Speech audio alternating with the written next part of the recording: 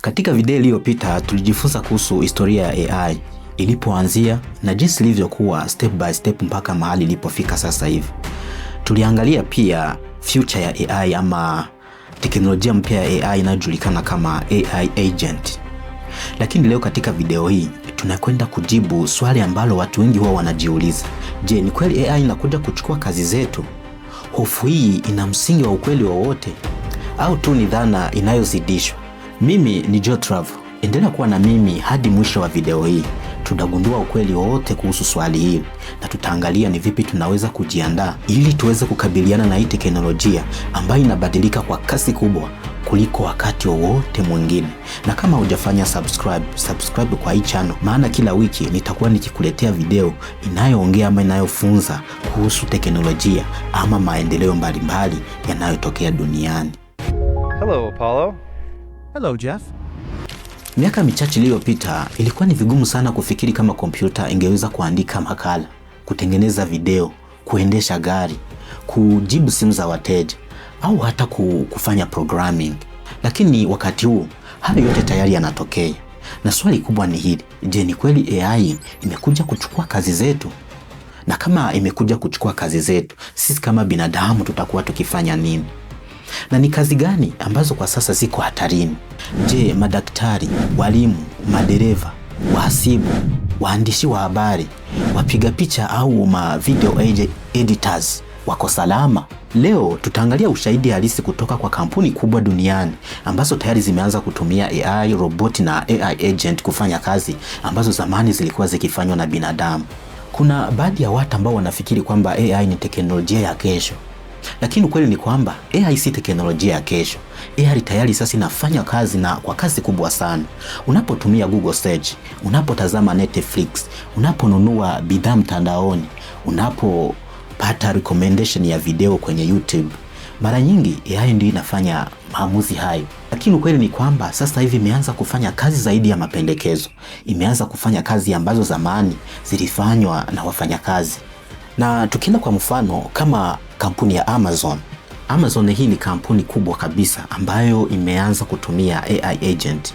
Katika warehouse zake duniani, maelfu ya roboti husafirisha bidhaa kutoka sehemu moja kwenda nyingine. Badala ya mfanyakazi kutembea kilomita nyingi ndani ya ghala moja ama warehouse moja, roboti ndiyo huleta bidhaa karibu na mfanyakazi. Hii imeongeza kasi ya kazi na kupunguza gharama kubwa kuliko kupea mshahara binadamu. Kampuni nyingine ambayo sana inatumia hizi AI agent ama inatumia sana AI kwenye project ama kwenye kazi zake ni kampuni ya Tesla.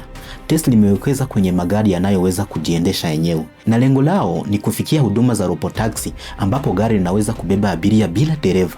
Ingawa teknolojia bado inaendelea kuboreshwa, tayari imebadilisha jinsi dunia inavyofikiria kuhusu usafiri. Kampuni nyingine ni kampuni ambayo inajulikana kama Waymo. Waymo tayari inaendesha huduma za taxi zinazojiendesha katika baadhi ya mji nchini Marekani. Abiria wanaweza kuita gari kupitia simu na safari kufanyika bila dereva wowote. Na makampuni mengi ya huduma kwa wateja sasa yanatumia AI kujibu maelfu ya maswali kila siku. Badala ya kusubiri operator, AI ndiyo inayojibu kwanza. Na pale inaposhindwa, maybe ndio binadamu huwa anaingilia.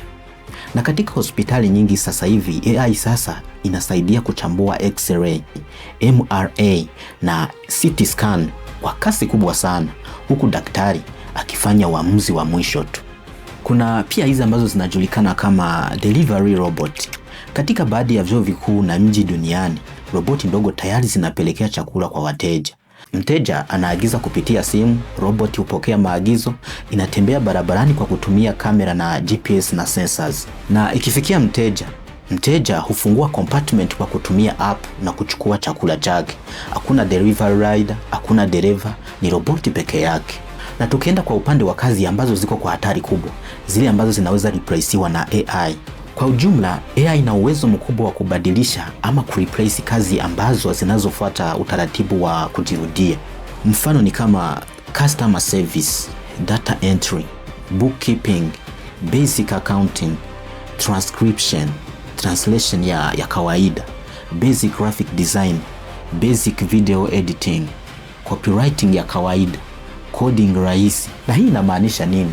Hii haimaanishi kwamba watu wote watafutwa kazi, lakini inamaanisha kwamba mtu mmoja ambaye anajua kutumia AI, ambaye ana ujuzi wa AI, anaweza kufanya kazi ambayo zamani ilikuwa ikifanya watu 5. Na ndiyo maana baadhi ya kazi ama nafasi zinaweza kupungua, lakini si kwamba AI itachukua kazi zote. Na hapa kuna kazi ambazo zitabaki muhimu, ambazo AI itakuwa sana vigumu kuzireplace.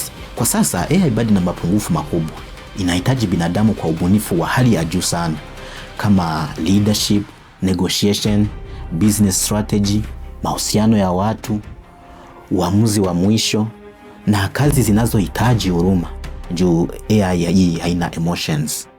Na pia kuna kazi za mikono kama fundi umeme, fundi bomba, mafundi ujenzi na nyingine nyingi bado ni vigumu kwa AI kuzifanya kwa kiwango kikubwa.